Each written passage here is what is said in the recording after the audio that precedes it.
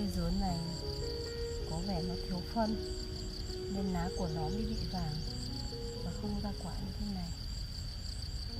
Mình làm sạch cỏ ở chỗ dứa này rồi mình cũng sẽ bón phân lại cho nó để chúng phát triển xanh tốt hơn.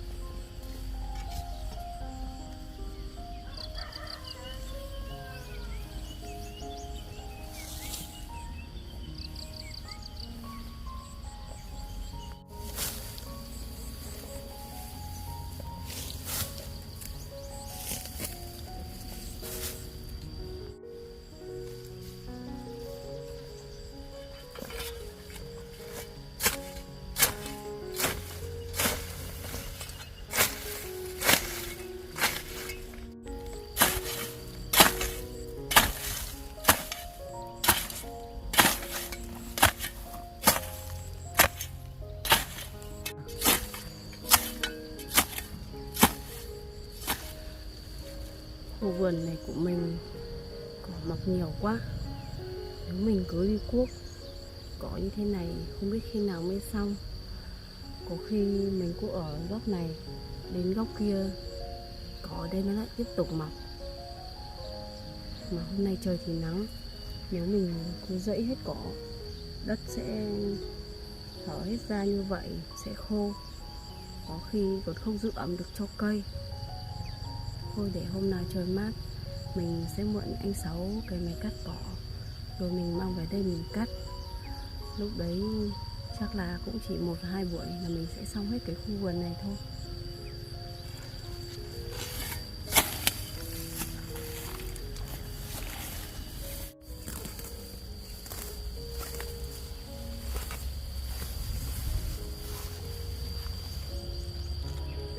Quả dứa này nó cũng sắp chín rồi đấy. Mình sẽ hái một quả về để ăn thử xem thế nào.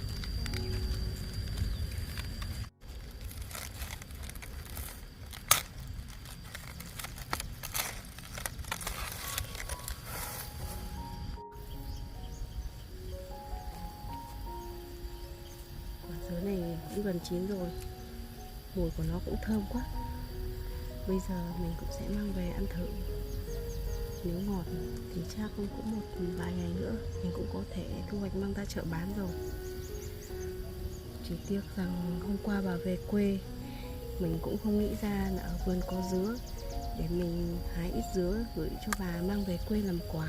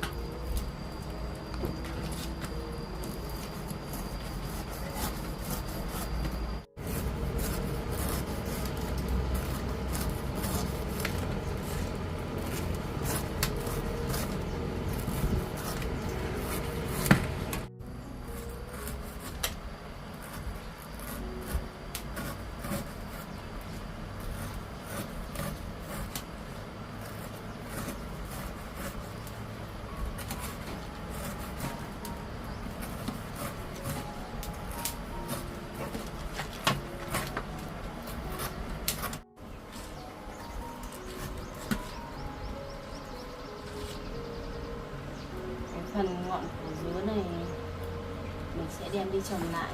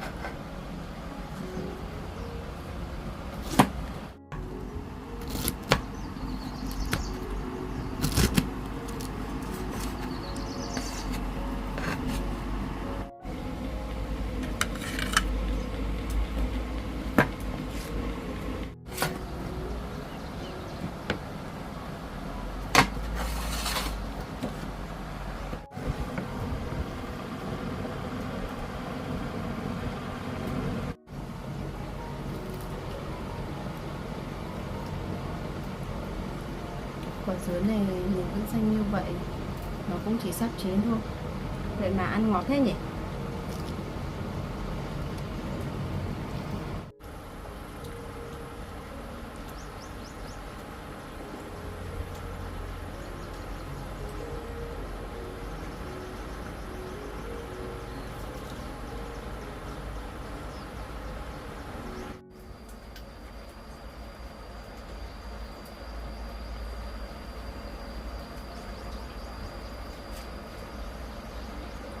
Cái ngọn này lát nữa mình đem đi trồng.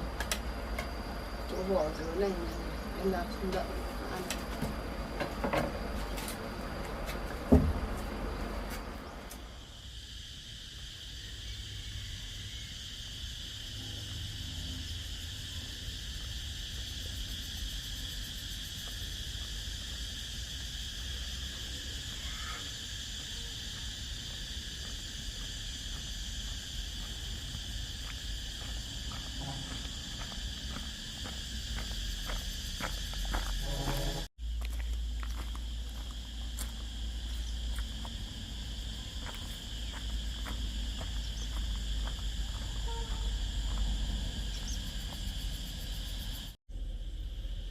Mình cũng suy nghĩ lại rồi.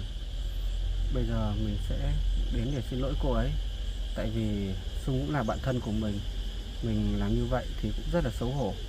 Nếu mà dân làng ở đây người ta biết được nữa thì người ta sẽ xì xào và mình cũng xấu hổ thay.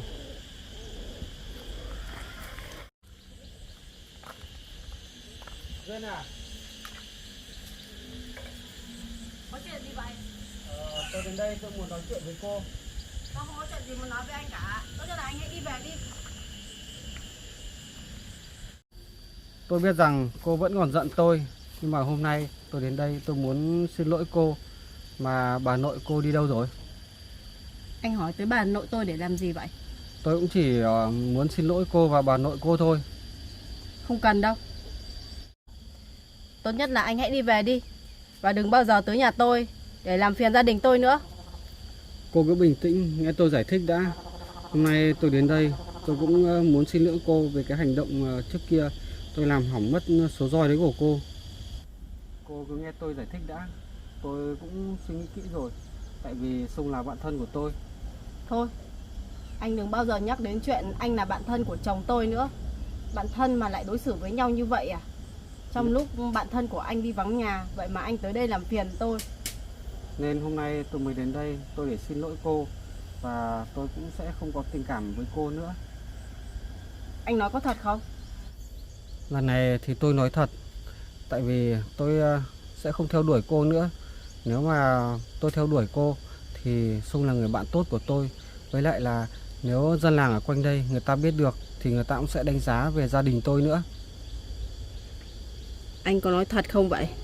Thật. Sao tự nhiên anh lại thay đổi nhanh như thế? Không phải là tôi thay đổi, mà là tôi nhận ra cái sai trái của mình. Tại vì gia đình cô đang rất là hạnh phúc và êm ấm. Nếu mà tôi nhảy vào, chen chân vào thì tôi sẽ phá vỡ hạnh phúc của gia đình cô. Nên tôi xin lỗi cô. Nhưng mà tự nhiên mà anh lại cảm nhận như vậy, tôi cũng cảm thấy nghi ngờ lắm. Làm gì có chuyện chỉ sau một ngày anh lại thay đổi nhanh như thế. Thật ra thì tôi cũng đã tâm sự với chị gái tôi và cũng đã nói chuyện với bố mẹ tôi nữa. Bố mẹ tôi cũng bảo là làm như thế không được. Nên tôi cũng suy nghĩ lại. Tại vì trong thời gian vừa qua tôi đã làm phiền gia đình cô cũng quá nhiều. Nên tôi xin lỗi cô. Cô hãy tha thứ cho tôi lần này. Làm sao mà tôi có thể tha thứ cho anh được? Thế bà nội cô đâu? Bà nội cô có ở nhà không? Để tôi gặp bà ấy một lát rồi tôi nói chuyện và tôi xin lỗi bà ấy nữa. Tôi nghĩ là cũng không cần đâu. Hiện tại bà nội tôi cũng không có ở nhà. Anh cách tốt nhất ý, thì là không nên đến nhà tôi nữa. Như vậy thì cũng không ai phải xin lỗi ai cả. Vậy thôi, cô đã nói vậy thì tôi mong cô hãy tha thứ cho tôi lần này. Bây giờ cũng muộn rồi, tôi xin phép tôi đi về đây. Thôi được rồi, anh cứ đi về đi. Và hãy nhớ là đừng bao giờ tới đây nữa nhé. Tôi cũng chúc cô ở lại, phát triển trang trại thật tốt nhé. Tôi xin phép đây. Vâng.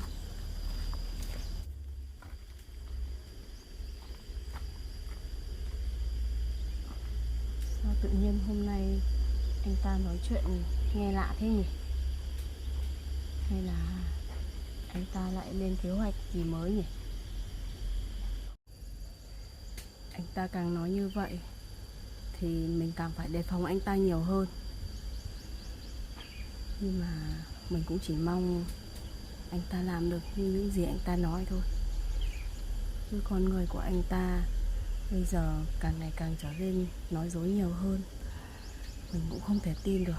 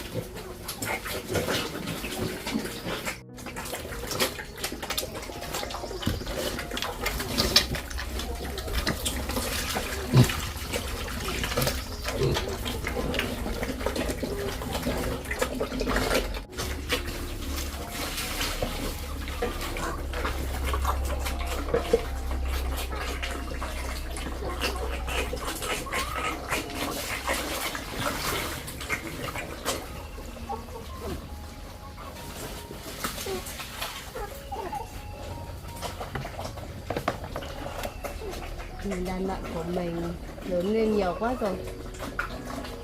Những con kia ăn nhiều, bụng to quá.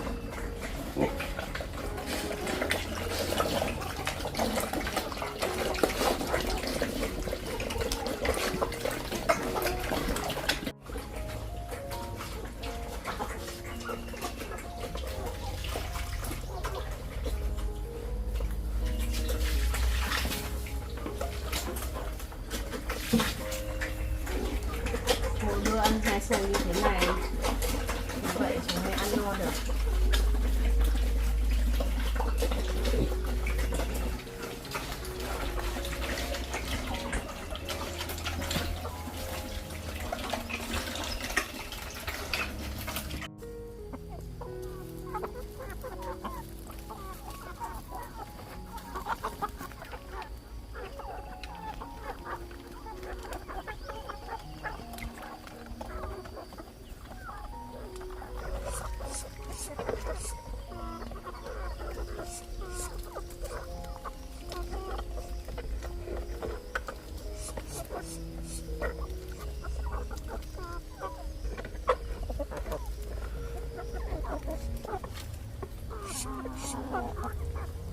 Ăn nhiều vào rồi lớn nhanh để con đẻ trứng nhé.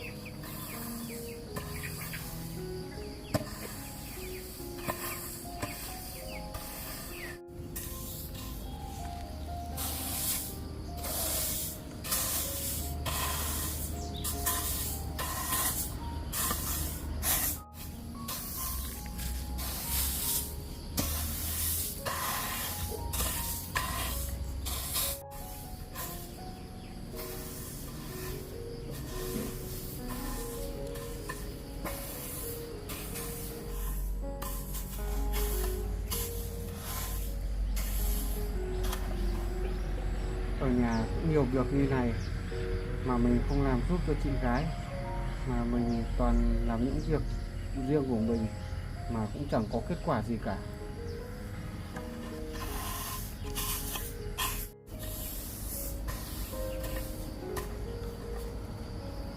Bây giờ mình cũng lớn rồi, mình làm việc gì mình cũng phải suy nghĩ cho thật kỹ, không nên hành động nóng vội nữa.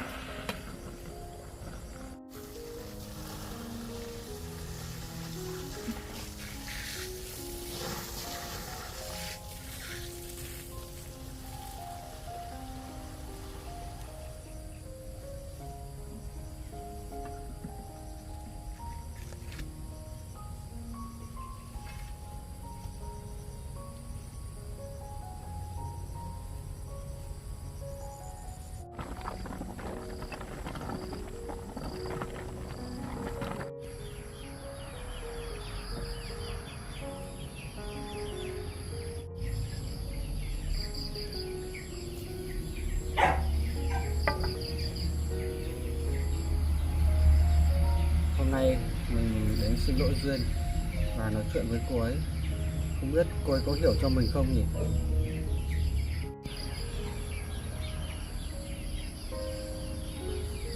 Mình nghĩ mình nên làm như vậy. Mình không nên vì một chút ích kỷ của bản thân mình mà phá hoại hạnh phúc đi của gia đình họ. Nếu mình là Sung mà cuộc sống đang hạnh phúc như vậy, mà có người thứ ba chen chân vào cuộc sống của mình thì mình cũng không thể chịu được.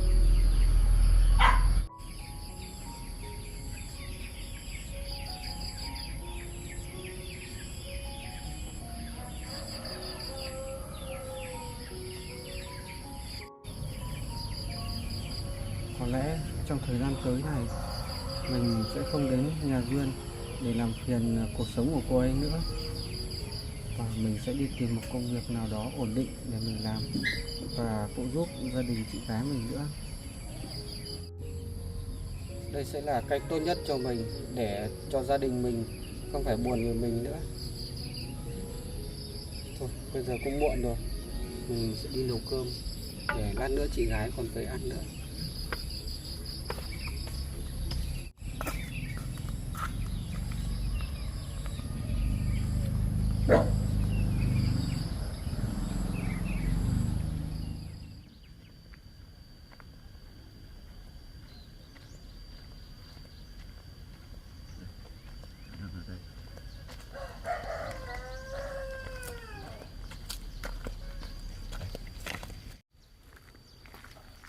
Bây giờ không bây giờ. Tôi chào các cán bộ ạ. Cháu chào bác trưởng thôn ạ. Cháu mời bác trưởng thôn và cán bộ uống nước ạ.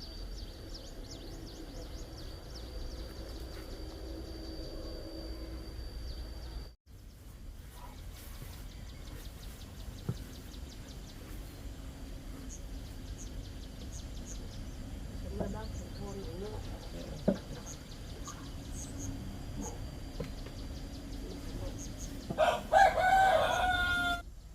Thế hôm nay bác trưởng thôn và cán bộ tới nhà cháu có việc gì vậy ạ?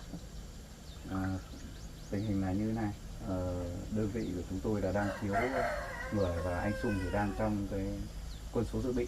Đấy, cho nên là hôm nay tôi và bác trưởng thôn đến để điều động anh Sung, sắp tới là lên để tìm kiếm và nhập ngũ.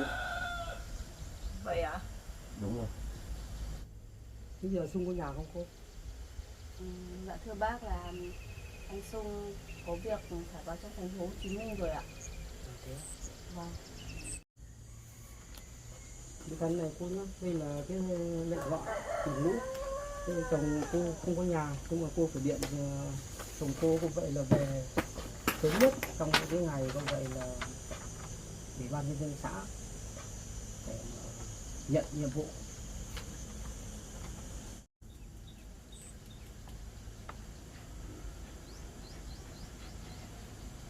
Vậy là sắp tới ngày anh Sung phải đi nhập ngũ rồi à cán bộ?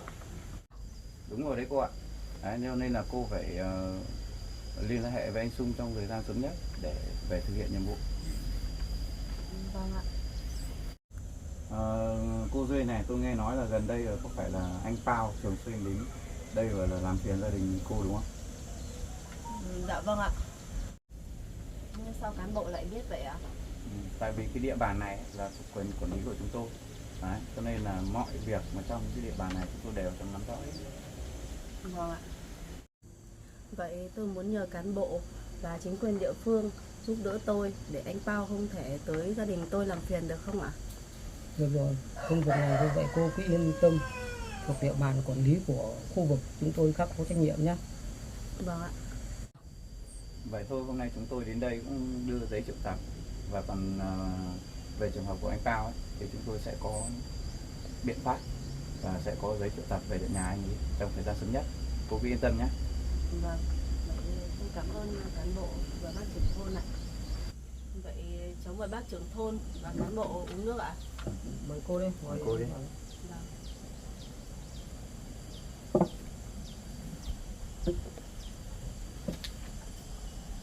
Ôi, còn một vài trường hợp nữa, chắc là hai bác cháu mình còn phải đi còn vài nhà nữa ở đây thì phải đi phát nốt được.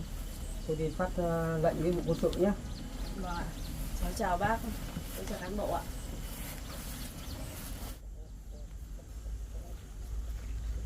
Cán bộ và bác trưởng thôn đi cẩn thận ạ. Tôi xin chào cô nhé. Vâng. Chào cán bộ ạ.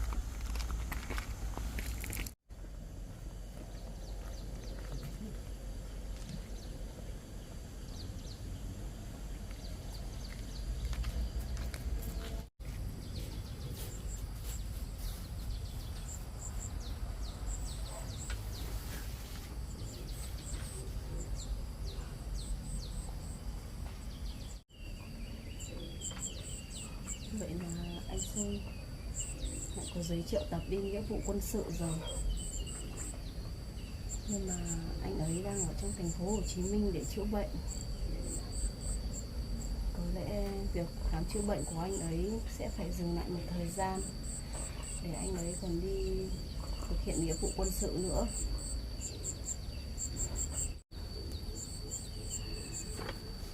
Mình cũng cảm thấy thật bất ngờ khi bác trưởng thôn và ngài cán bộ đến đây đưa tờ giấy triệu tập này. Nhưng không sao, việc đi nghĩa vụ để bảo vệ đất nước cũng là trách nhiệm của anh ấy và tất cả thanh niên. Mình cũng vừa buồn, lại cũng vừa vui. Nhưng nhiệm vụ phải như vậy rồi thì anh ấy cũng phải thực hiện thôi.